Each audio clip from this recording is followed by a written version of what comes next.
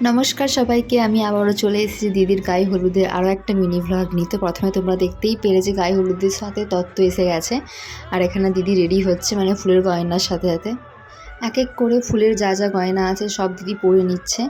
দেন তারপরে যা যা রিচুয়ালস থাকে সেগুলোই হচ্ছে। তো চলো আমার সাথে সাথে তোমরাও দেখে নাও বিয়ের গায়ে হলুদের রিচুয়ালসগুলো। চলো।